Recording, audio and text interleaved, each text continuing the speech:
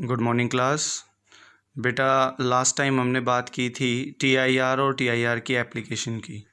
आज हम टीआईआर और रियल डेप्थ एफरेंट डेप्थ पर कुछ न्यूमेरिकल्स देखेंगे जो कि बोर्ड्स में कई बार पूछे गए हैं और काफ़ी इंपॉर्टेंट न्यूमेरिकल्स हैं। तो इसमें टीआईआर में एक छोटा सा टॉपिक आता है कि जब ऑब्जेक्ट को हम किसी बॉटम ऑफ द बीकर या बॉटम ऑफ द टैंक के अंदर रख देते हो। सपोज़ मेरे पास एक पानी से भरा हुआ कोई टैंक है, एक मैंने बीकर ले लिया या कोई टैंक ले लिया जिसको मैंने कहा कि भाई वो पानी से फुलफिल है लाइक दिस,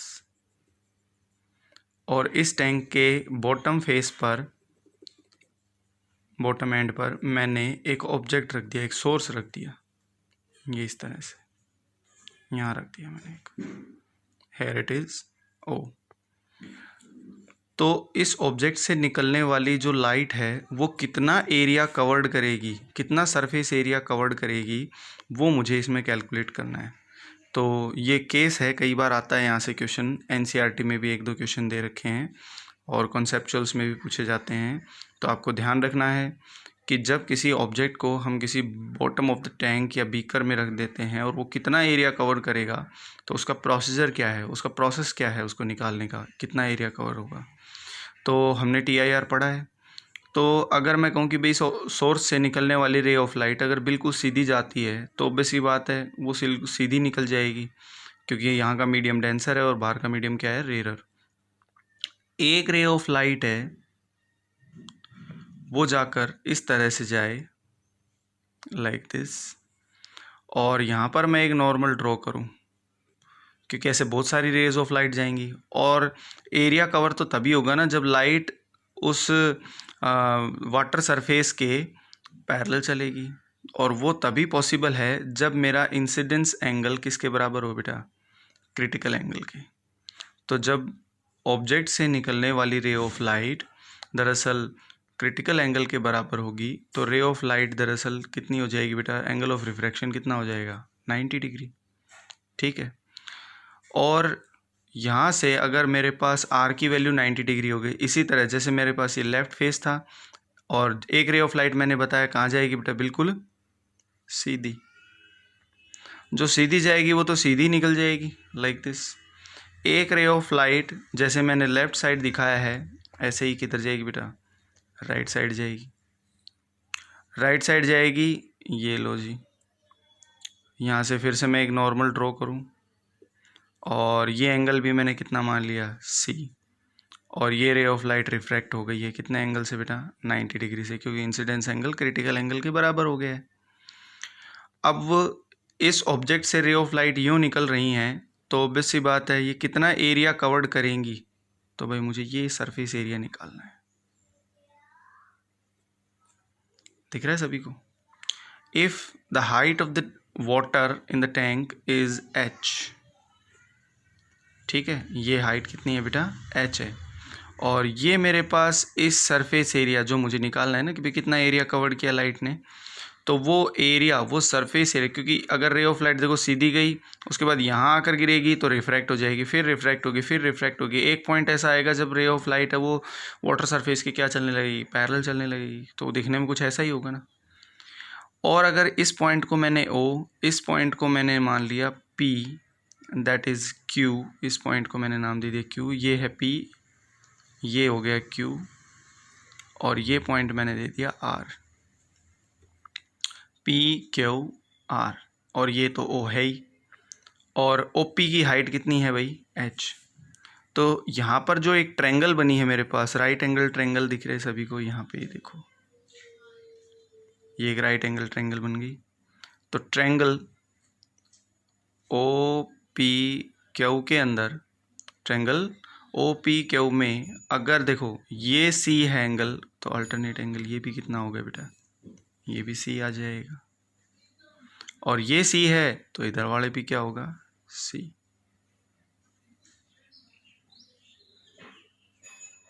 तो मैंने ट्रायंगल OPQ इन तीनों का मैंने यूज़ किया, ठीक है, इस ट्रायंगल का मैंने यूज़ किया, और इस ट्रायंगल से मैं स्लोप निकाल लेता हूँ।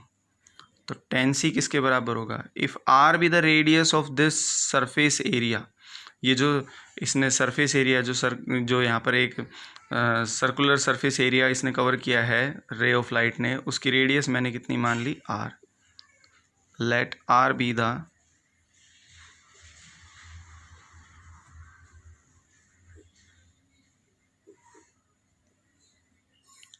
Radius of surface area. तो tan c किसके बराबर होगा? परपेंडिकुलर अपॉन में base, that is equal to r by h। और हम जानते हैं tan c का मतलब क्या होता है बेटा? sin c अपॉन में cos c is equal to r by h। भाई मुझे क्या निकालना है कि भाई कितना एरिया कवर किया है लाइट के थ्रू, जो ऑब्जेक्ट से लाइट निकल रही है उसने कितना सरफेस एरिया कवर किया है। तो एरिया कैसे निकलेगा? सर्कल का एरिया क्या होता है बेटा हमारे पास? पाई आर स्क्वायर। तो अपना मेन टारगेट है आर निकालना। एक बार आर आ गया, यहाँ पुट करते ही एरिया भी आ जाएगा, सरफेस एरिया भी आ जाएगा। तो उसके लिए मैंने ये ट्रायंगल ओ पी क्यू कोई भी एक ले लो, चाहे इधर वाली ट्रायंगल ले लो चाहे इधर वाली ट्रायंगल ले लो। तो यहाँ से sine C is equal to cos C को हम क्या लिख सकते हैं? 1 minus sine square C is equal to R by H. और क्योंकि TIR में मैंने पढ़ा है कि साइन सी है वो दरअसल 1 बाई म्यू के इन्वर्सली प्रोपोर्शनल होता है, या सॉरी 1 बाई म्यू के इन्वर्सली और 1 बाई म्यू के डायरेक्टली। तो साइन सी की जगह मैं 1 बाई म्यू लिख सकता हूँ बेटा। तो यहाँ से R निकाल दो, R is equal to H. और ऑब्वियसली बात है साइन सी की जगह क्या लिखूँगा मैं?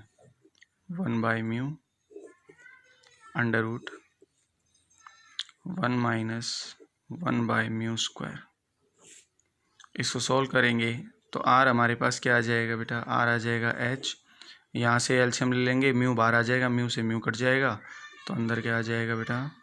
Mu square minus 1। This is the required radius of this surface area which is covered by the light, and area becomes pi, इसका स्क्वायर कर दो, that is h स्क्वायर और म्यू स्क्वायर माइनस 1। ये तुम्हारा सरफेस एरिया बन गया इस topic में। ध्यान रखे टॉपिक है कि कोई एक ऑब्जेक्ट मैंने टैंक या बीकर के बॉटम पे रख दिया है, तो बताओ वो लाइट, उसके थ्रू निकलने वाली लाइट है वो कितना सरफेस एरिया कवर करेगी। तो एरिया आ गया है। अब मुझे एपेक्स एंगल निकालना है, इसको बोलते हैं बेटा apex angle, that is the total angle. ठीक है, तो टोटल एंगल कितना आ जाएगा, या जिसे हम एपेक्स एंगल भी बोल देते हैं, एपेक्स एंगल होगा यहाँ पर 2C के बराबर। भाई C इधर का और C इधर का, 2C हो गया। और क्रिटिकल एंगल जो हमारे पास, भाई मैं वाटर में देख रहा हूँ तो वाटर का जो क्रिटिकल एंगल होता है बेटा वो 40 हमारे पास 9 होता है, 49 डिग्री। तो इसका डबल कर देंगे तो कितना आ जाएगा? 4 दूनी 8 और 1 9, 98 डिग्री। तो ये आपका आंसर है। तो आपसे डायरेक्ट पूछ सकता है, ये एरिया का वैल्यू पूछ सकता है, रेडियस का वैल्यू पूछ सकता है, अपेक्स एंगल MCQ में या फॉर्मूला या न्यूमेरिकल जो भी है वो आपसे इसमें पूछ सकता है। ठीक है बेटा, तो इसका आप ध्यान रखें।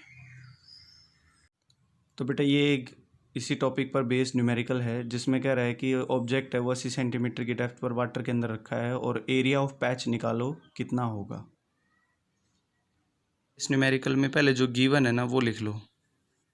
गिवन है हमारे पास हाइट कितनी दे रखी है? 80 सेंटीमीटर। सेंटीमीटर को मीटर में कन्वर्ट कर लो, 80 मीटर हो गया। उसके बाद इसने कहा है कि भाई जो रिफ्रैक्टिव इंडेक्स है ऑब्जेक्ट वाटर में है तो रिफ्रैक्टिव इंडेक्स 4/3 या जिसे हम 1.33, जो भी, ये तो याद रखने वाली बात है।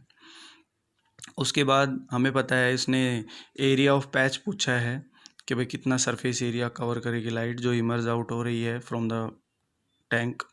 तो एरिया का फॉर्मूला हमें पता है पाई h स्क्वायर अपॉन में म्यू स्क्वायर माइनस 1, यही होता है।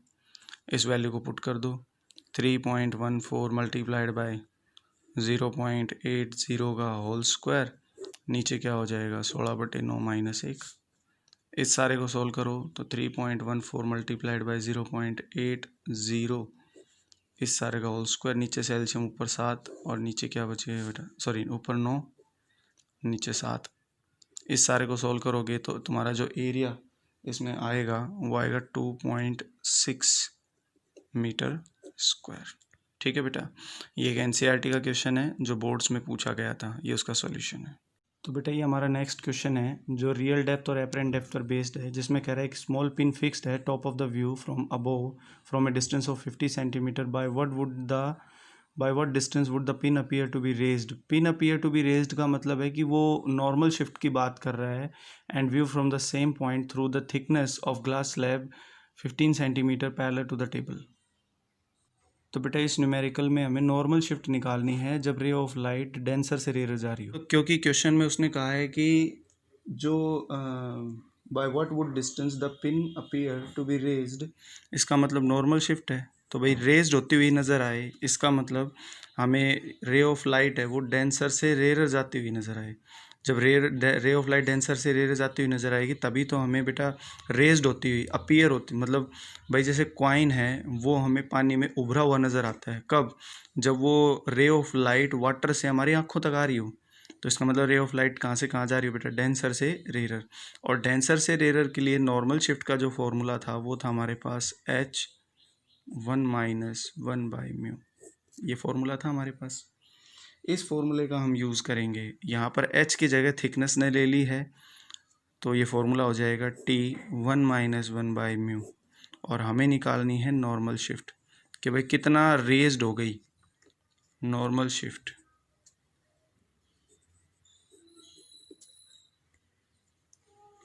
तो T की वैल्यू जो हमें थिकनेस दे रखी है वो 15 सेंटीमीटर है बेटा, और रिफ्रैक्टिव इंडेक्स ग्लास का हमें पता ही है 1.5 और वो दिया हुआ भी है, तो ये कितना आ जाएगा 15, 1-1/μ, म्यू की वैल्यू आप 3/2 लिख दो, या एक ही बात है 1.5। ठीक है, इस वैल्यू को हम सोल्व कर दें तो देखो क्या आएगा, 3 में से 2 घटा दो 1, 15/3, और यहाँ से 3-2 विच इज़ इक्वल टू 5, ये कट जाएगा। तो नॉर्मल शिफ्ट हमारे पास कितनी आ गई बेटा, 5 सेंटीमीटर। ये आपका आंसर है, इसका सिंपल सा क्वेश्चन था। तो बस आपको क्वेश्चन को थोड़ा सा पढ़ना है कि वो बोल क्या रहा है। क्वेश्चन में ऐसी कोई बड़ी बात नहीं होती बेटा, 2 नंबर के छोटे क्वेश्चन इस पर पूछे जा सकते हैं बोर्ड में, ठीक है, और पहले भी पूछे गए हैं, कंपटीशन में पूछे जाते हैं। ये हमारा नेक्स्ट न्यूमेरिकल है और एनसीईआरटी में काफ़ी इंपॉर्टेंट न्यूमेरिकल माना जाता है, जिसमें कह रहा है बेटा एक ग्लास कंटेनर है जिसकी थिकनेस 4 सेंटीमीटर है, रिफ्रैक्टिव इंडेक्स 1.5 है, उसके अंदर 2 लिक्विड हैं और इमिजिबल लिक्विड हैं। तो लेयर्स बना लेंगे, लिक्विड ए नीचे, लिक्विड बी ऊपर, जिनकी डेप्थ है 6 सेंटीमीटर और 8 सेंटीमीटर। और what is the apparent position of the scratch on the outer surface of the bottom of the glass slab when viewed from the container, viewed through the container, refractive index of A and B is 1.4, 1. तो बेटा ये question भी पीछे वाले question की तरह ही है, बस सिर्फ इसमें 3 बातें बोली हैं नई इसने लिक्विड्स के लिए। तो देखो इस क्वेश्चन को कैसे करेंगे। तो बेटा इस क्वेश्चन में वो ये कह रहा है कि बेटा हमारे पास एक कंटेनर है, लॉजी कंटेनर, और इस कंटेनर की जो थिकनेस है, बॉटम थिकनेस है, वो उसने दे रखी है 4 सेंटीमीटर। तो ये भाई T1 हो गया 4 सेंटीमीटर। फिर उसने कहा इसमें 2 लिक्विड हैं, तो भाई ये पहला लिक्विड, ये लिक्विड ए हो गया, और यहाँ तक लिक्विड ए है, और ये लिक्विड बी हो गया, जिसमें लिक्विड ए की जो थिकनेस है वो 6 है और लिक्विड बी की 8 सेंटीमीटर। मतलब T2 है वो 6 सेंटीमीटर है और T3 है वो कितनी है बेटा 8 सेंटीमीटर। तो इसने ये कहा है कि what is the apparent position of the scratch on the outer surface of the bottom of the glass slab when viewed through the container. तो इसमें भी रे ऑफ लाइट डेंसर से कहाँ गई है रेयर, लेकिन ये कितने थिकनेस से होकर गुजरेगी बेटा, एक तो ग्लास की, एक लिक्विड ए की और एक लिक्विड बी की, 3 लेयर से होकर गुजरेगी। तो इसका मतलब जो टोटल शिफ्ट होगी, टोटल शिफ्ट वो किसके बराबर होगी, ये रे क्या प्रॉब्लम है इसमें। तो जो टोटल शिफ्ट होगी वो कैसे एक्सप्लेन करेंगे बेटा, इसमें टोटल शिफ्ट आएगी भाई ग्लास की शिफ्ट प्लस लिक्विड ए की शिफ्ट प्लस लिक्विड बी की शिफ्ट। ठीक है, तो क्या आ जाएगा बेटा, यहाँ से ग्लास की शिफ्ट आ जाएगी T1 1 माइनस म्यू वन भी the refractive index of glass plus 1 minus μ2 या म्यू ए लिख सकते हैं T2 1 माइनस म्यू बी और इंटू T3। हो गया बेटा। अब इन सब की वैल्यू लिख दो तो टोटल शिफ्ट आ जाएगी, वो इसने पूछा है वो हमें निकालना है। तो T1 कितना है भाई 4, 1 माइनस ग्लास का रिफ्रैक्टिव इंडेक्स कितना हो गया बेटा 3/2, 2 ऊपर चला जाएगा, प्लस T2 कितना है 6 सेंटीमीटर, 1 माइनस और जो μ2 इसने दे रखा है मतलब म्यू ए का मतलब रिफ्रैक्टिव इंडेक्स ऑफ ए वो दे रखा है बेटा 1.4। ठीक है भाई, प्लस T3 कितना है 8 सेंटीमीटर और उसका रिफ्रैक्टिव इंडेक्स उसने बोला है 1.3। ये 3 हो गए, इन तीनों को सोल्व कर लो तो ये आ जाएगा यहाँ से तो 4/3, यहाँ से कितना आ जाएगा 6 और मल्टीप्लाइड बाय 14 10 4/14 प्लस यहाँ से आ जाएगा 8 मल्टीप्लाइड बाय 3/13। इस सारे को सोल्व करोगे तो तुम्हारा जो आंसर आएगा वो आ जाएगा बेटा 4.89 centimetre. This is the required answer. तो ये कुछ क्वेश्चंस हैं, ये आप अपनी फेयर नोटबुक में कर लें, वीडियो को पूरा देखें और प्रॉपर देखें, और कल हम इसके कुछ असाइनमेंट्स के क्वेश्चंस देंगे आपको, वो आपको करने होंगे बेटा। ठीक है, ओके।